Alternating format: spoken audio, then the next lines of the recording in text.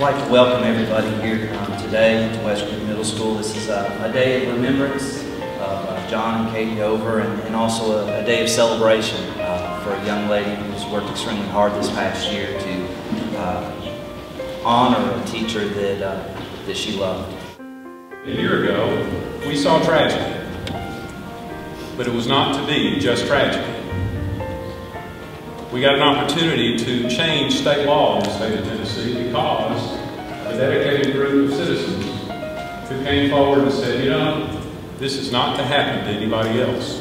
So they said we need to change the law, and we did. Senator Barnes and I sponsored the bill, and that was passed by the entire General Assembly unanimously this year to require that all rented recreational vehicles would have a working carbon monoxide detector. And then just a few short months ago, there was a young lady who took it upon herself and got the idea that she indeed wanted to do something else to honor the memory of a teacher.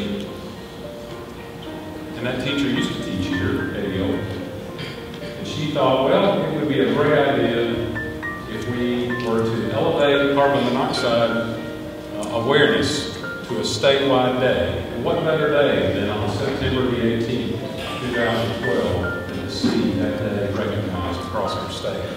The scholar came to us and said, we need to do something to honor the memory of my teacher, Katy Over.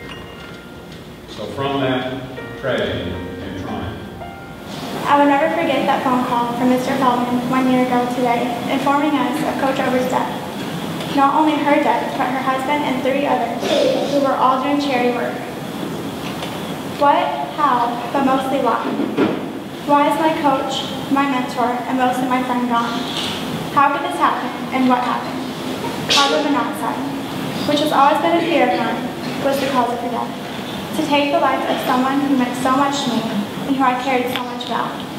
Who would think a 15-year-old girl from a small town in Tennessee who made not only a citywide awareness day, and I'm crying, the carbon monoxide was a statewide awareness day.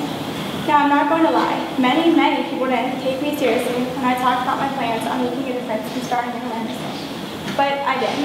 And I did because of Coach Katy who walks me over.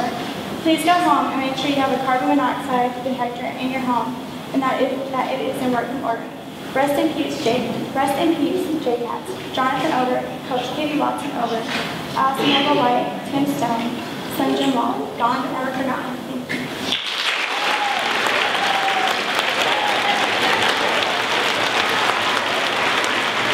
I'd like to take this time to present the state of Tennessee this proclamation by the governor.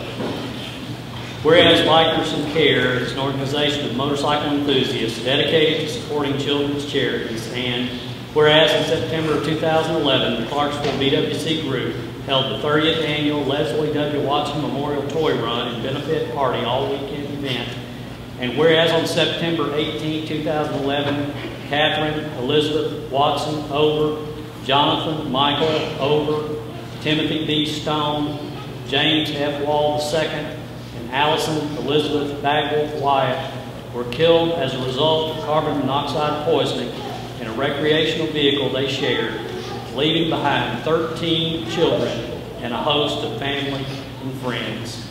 And whereas carbon monoxide poisoning kills hundreds of Americans each year, and whereas it is fitting for Tennesseans to remember these persons who came together to support children's charities and to take measures to avoid such tragedies in the future by recognizing September 18th as Carbon Monoxide Awareness Day.